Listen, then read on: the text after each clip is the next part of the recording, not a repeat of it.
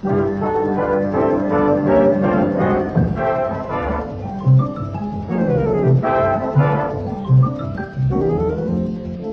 is Jimmy Clitheroe as the Clitheroe Kid with Peter Sinclair, Danny Ross, and Diana Day in The Loving Neighbour.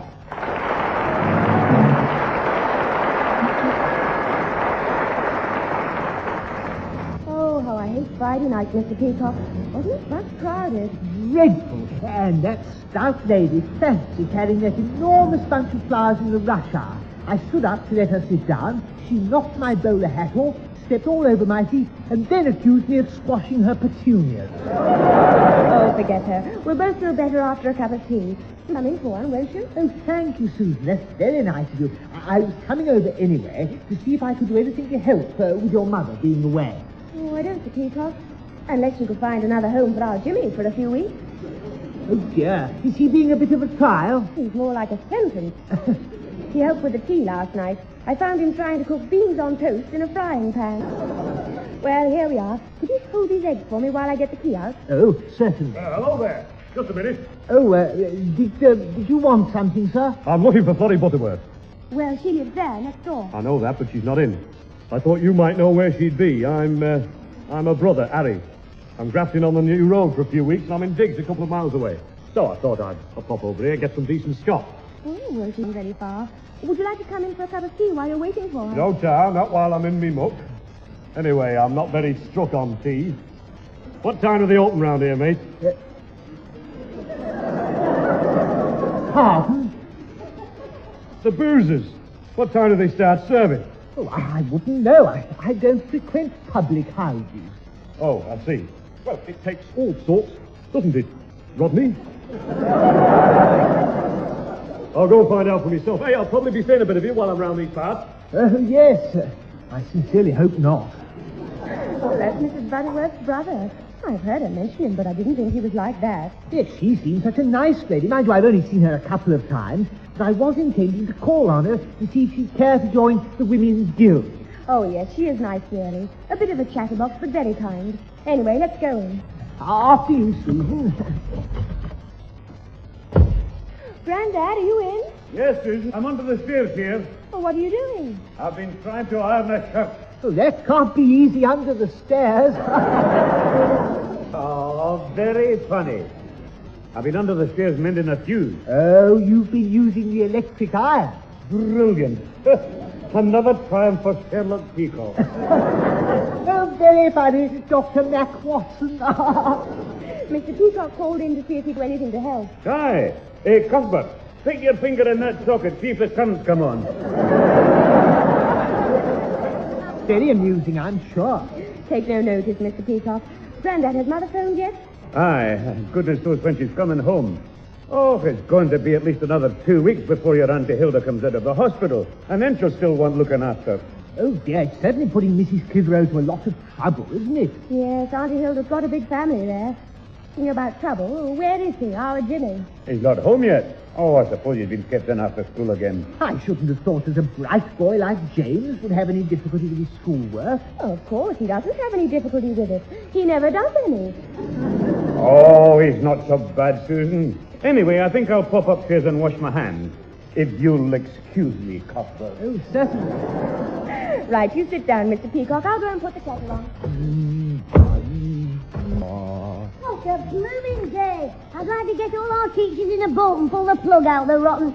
Oh, hello.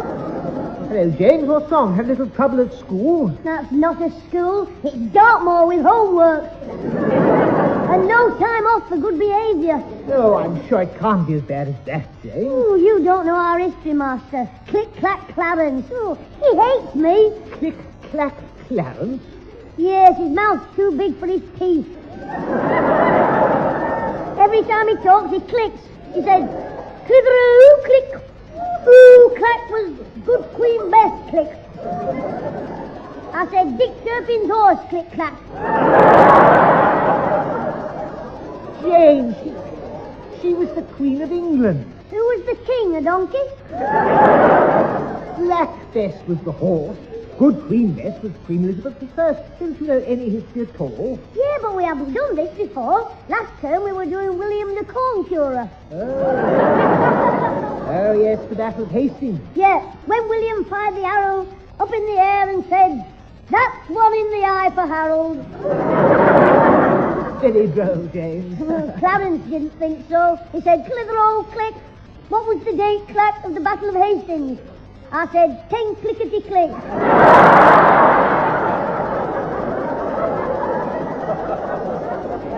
And he came over and clouted me clack.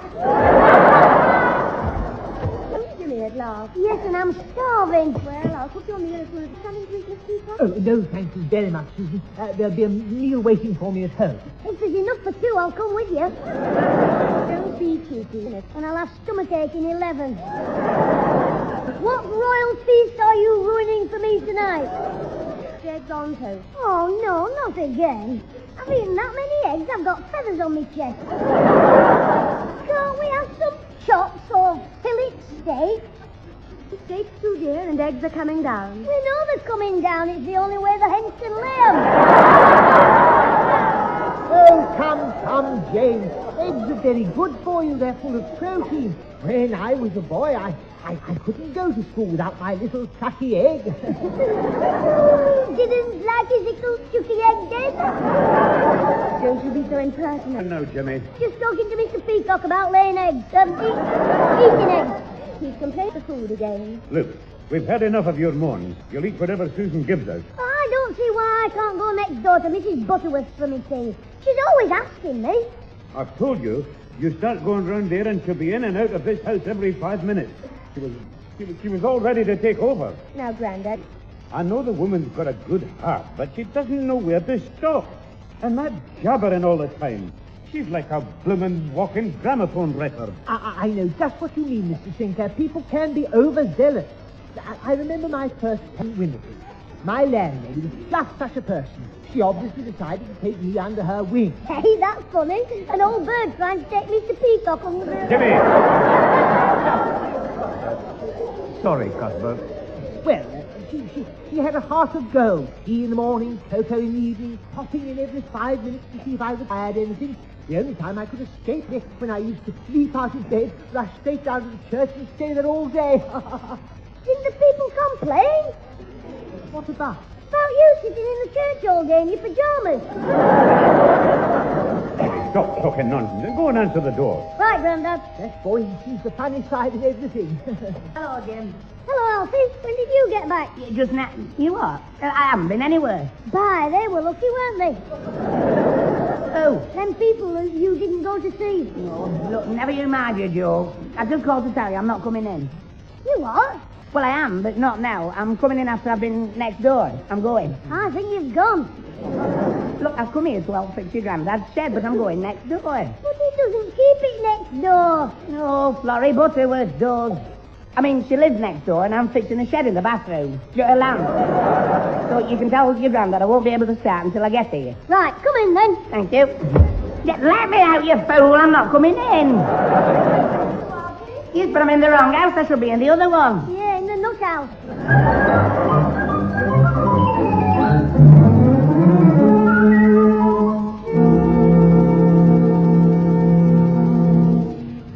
I wouldn't have been so late, Mr. Sinclair, but I was plastering the ceiling. But Jimmy said you'd just gone to fix a lamp. Well, yeah, I did, but the switch has a long cord, and I accidentally stuck it in my tool bag, and as I walked away... The ceiling came down. Only a bit. So you fixed it. No, she said the man could finish it off when he comes to repair the bath. What's wrong with the bath? There's a crack in it where I dropped my trowel. Shall we get started? Well, I'm not sure now. Anyway, I'll go up the ladder and you just hold it. Right-o. Now, don't forget, as I go up, you keep a tight grip on the bottom. The bottom? The bottom of the ladder. Oh. And be careful you don't stand on my cucumber frame. Now, just keep a tight grip on that ladder. Oh, we're here in safe hands, Mr. Sinclair. Hello, they are. The dynamic duo. Are you getting danger money, Grandad? All right, just you mind your own business. What's the trouble, Alfie? I think he's got a slate loose. Well, that makes two of you. Hey, shut up. Your Grandad said you were going to help. I've been next door talking to Mrs. Butterworth's brother, Big Harry. Hey, he isn't half tough. And he wants to see you. You act. Yes, he says he wants to mend that hole in the ceiling with your head. Oh, it's no use, Alfie. This is a job for a builder. Hang on to the ladder. I'm coming down. Right, Mr. Sinclair. Hey, Alfie. Santa what? This time of the year. Well, they can't come out, you know, if somebody disturb... What? Where is it? Have you got them all on the back of your neck? No. Then it's the wasp. Oh, where can I get stung? Right. I'm on my way down. Don't move your head, Alfie, or it'll stab you. Oh, get it away from me. Alfie, keep hold of the ladder. It's wobbling. It's moved off your neck. Where is it now? Don't breathe in. Why not? It's on the end of your nose. Get away, you nasty wop. Alfie, the ladder. Hold on to the... Oh! Oh, Alfie, you idiot. Look what you've done. Oh, heck. He's landed right on his cucumber. Oh, dear, I'm sorry, Mr. Sinclair. It was a wasp. Here, I'll help you up. Give me your arm. What's the matter? It's my ankle. I can't walk. Alfie, help me in. Well, I'll give you a piggyback. Come on. Oops, the daisy. I'll give you oops a daisy, you daft-looking... Grandad. Right, yeah, Mr. Sinclair. Off we go. Hey, Grandad, if you had a whip in your hand, you'd look like Lester Piggott. Come on, Neddy, into the stable. Neddy's the right name for him. Can't even hold a ladder. Yes, but you see, I was attacked by a wop. They probably mistook you for a dandelion. Put me down on that chair. Right, there. Well then, now let's see if you can use your foot. Bend down and I'll show you. Here's a cushion, Grandad. That's it, Jim. Now, I'll just lift your foot, Mr. Sinclair. Oh! Sorry, Mr. Sinclair. Does it hurt? Only when he does the Velita. Shut up, Jimmy. Hey, you get out of this house. You what? You get out or I'll break you into little pieces. You better go, Alfie. You saw what he did to that cucumber. Yeah, well, perhaps I'd better. I'll come round later, Mr. Sinclair, when you get over the shop. Get out. Come on, Grandad. Let me make you comfortable. Thanks, son. Hey, you better get Susan. Oh, she's out, isn't she? Yeah, I think she's gone to the pig farm for a cookery lesson. Never mind your joke, Jimmy. Just get on the phone and ask the doctor to come round here. Oh, Mr. Sinclair. I told you to get out! Mrs. Butterworth here. Oh, no. Sit up, Grandad. Visiting time. What have they done to your Peter Ken? Oh, hello, Flory. Alfie just told me about the accident. Now let me have a look at that ankle. No. We'll get a doctor. It'll do no harm for me to see it first. I've done a lot of nursing in my time. My first husband was ill for years, and my second husband was a vet. How many have you had, Mrs. Butterworth? 3, Jimmy. Yes, 3 times a widow. I nursed them all. Ah, you must know a lot about nursing. You can't know all that much. They all died. Oh, this is the last straw. Pat away. Susan's trying to cope with her job and run the house, and now I can't do anything to help. Hey, Grandad, I'll stay off school and look after you. Now, there's no need for that. It'll be no trouble for me to look after your Grandad's ankle and do the cooking for you. Oh, I couldn't allow you to do that, Not Flory. another word, Peterkins. It'll be a pleasure to be looking after a man again. Does that mean you'll make us some of that lovely meat and potato pie of yours? Of course, Jimmy, whenever you want it. Do you think you can manage it 4 times a day?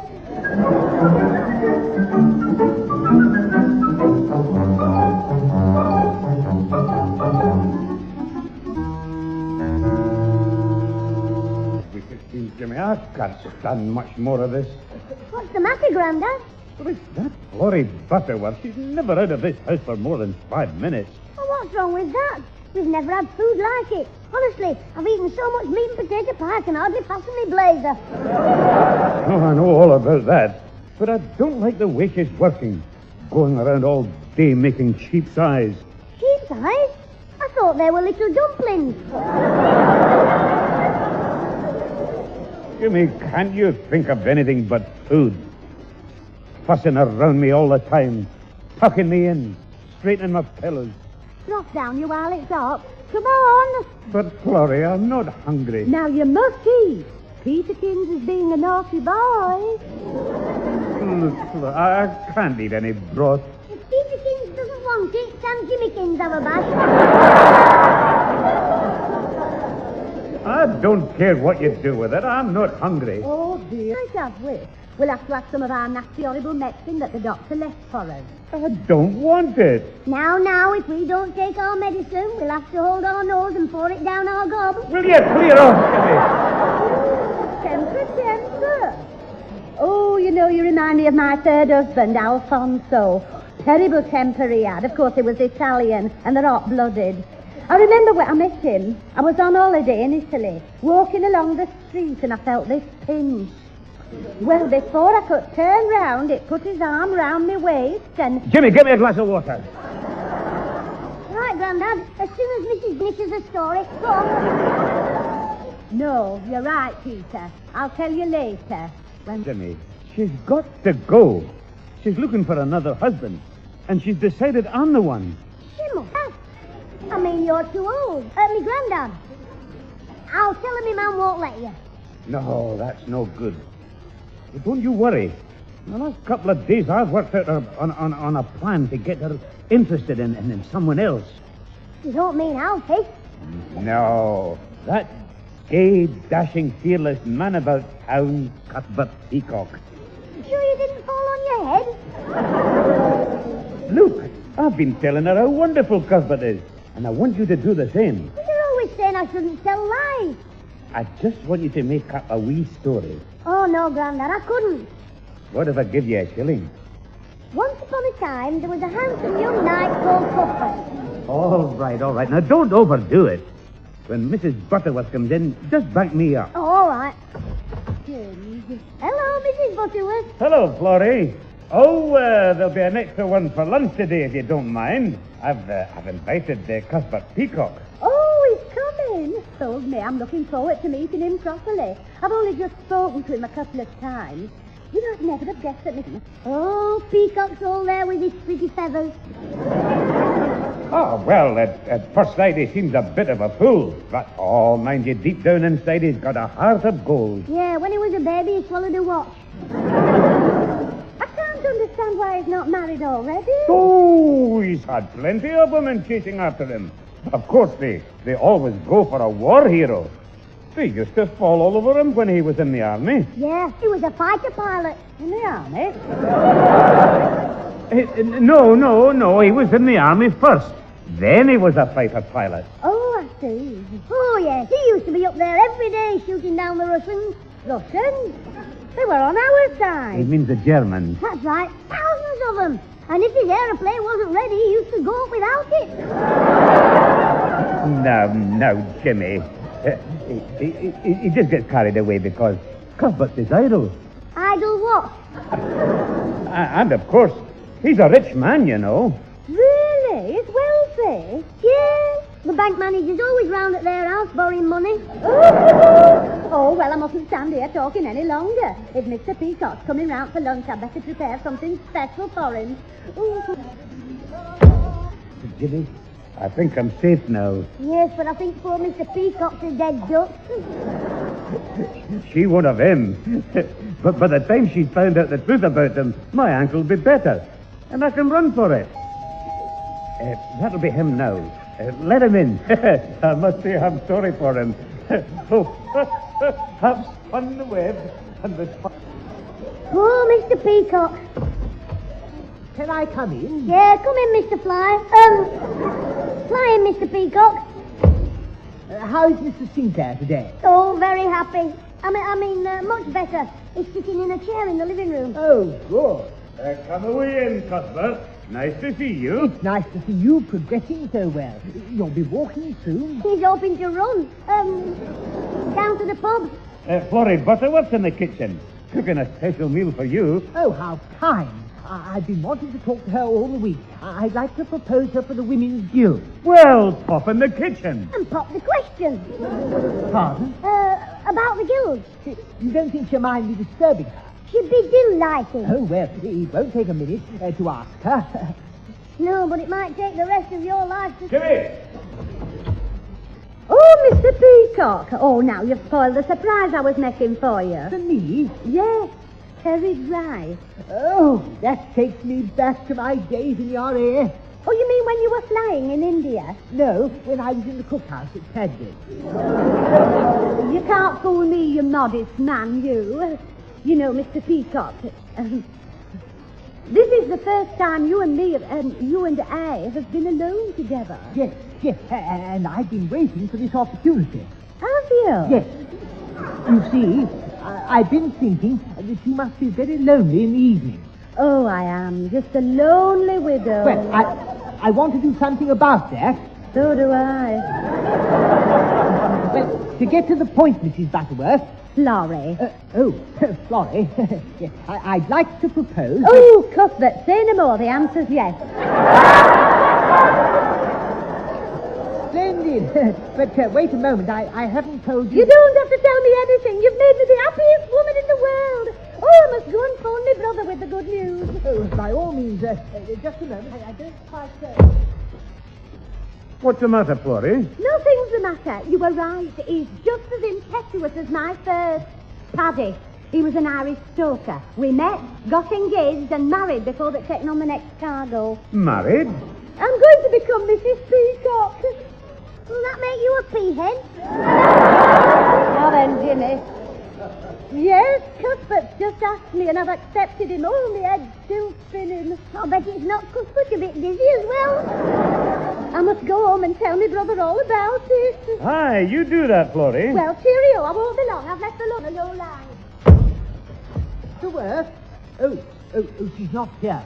Cuthbert, what were you doing in here with Flory? Well, I started to ask her to join the guild, but she said yes before I'd finished. I don't think she knows what she's let herself in for. I don't think you do either. Cuthbert, she says you've asked her to marry you.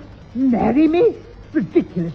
I don't know the woman. Well, somebody had better introduce you before you get to the church. She'd gone next door to tell her brother about it. Yes, her big tough brother, who goes to work with his cement mixer under his arm. But she's made a silly mistake. I'm telling you, she's had 3 husbands and you're the next. Yeah. Come in, number 4. Your time's up.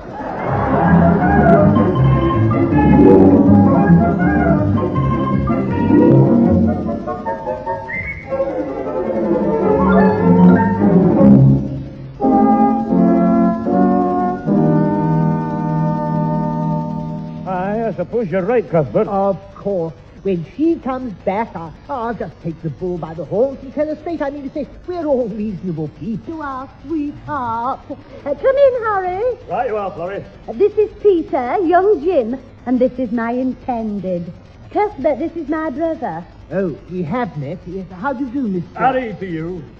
So, you're the lucky fella, are you? Well, And how did this little romance start to blossom? Well, it all happened in the kitchen. You see, Oh, you're a sly dog, aren't you? You kept it quiet. Yes, he didn't even tell himself. Flory, could I speak to you alone? Oh, yes, can't get rid of us fast enough, eh? Waiting to take her in your arms, are you? No, he's waiting to take the bull by the horns. Well, you look a decent mud picker. Oh, she's had plenty of practice. She's only made one mistake. Arthur. Arthur? Which husband was he? Oh, he wasn't her husband. He was a low-down rat who jilted her. It's him. You did? Yes. As soon as he came out of hospital, he immigrated. And I'll tell you this. If he ever sets foot in this country again, I'll do it before he gets his foot off the gangplank. Just a minute. Cuthbert's got something to tell you, haven't you, Cuthbert? Oh, no, nothing at all. No, please, Mr. Sinclair, no. Will you excuse us a minute? Cuthbert, Jim, I'd like to have a word with you both in the kitchen. Well, don't keep him too... You've got to tell him the truth. What? And be done before he gets off the gangplank.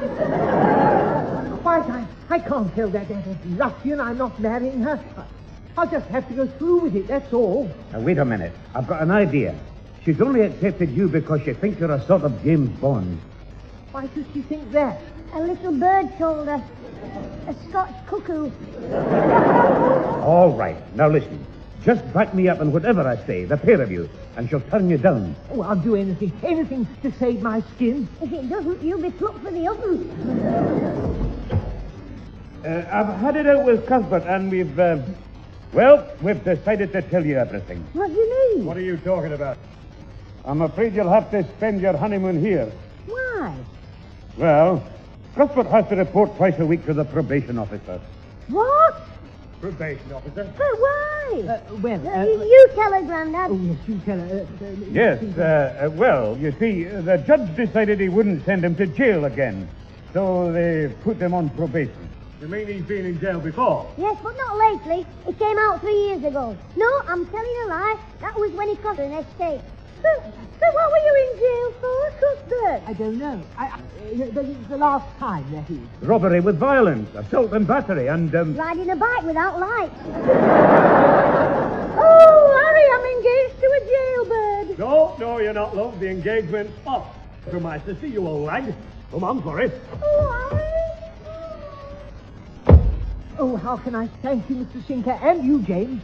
Oh, I don't want any thanks, Cuthbert. Neither do I. My granddad's going to give me 2 shillings as it is. 1 shilling. Ah, that was for telling lies to Mrs. Butterworth. The other shilling's for not telling the truth to Mr. Peacock here. You little twister. You little twisters, Grandad.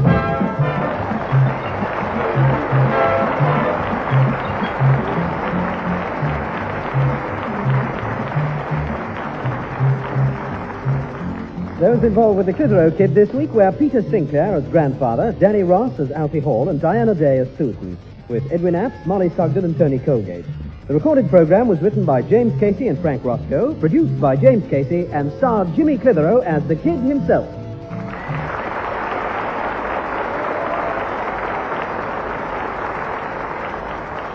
I thought I'd come back and tell you we're all friends with Mrs. Butterworth again, except one of us, that terror of the underworld, baby-faced Peacock, the Al Capone of the organ loft. Ta-ra!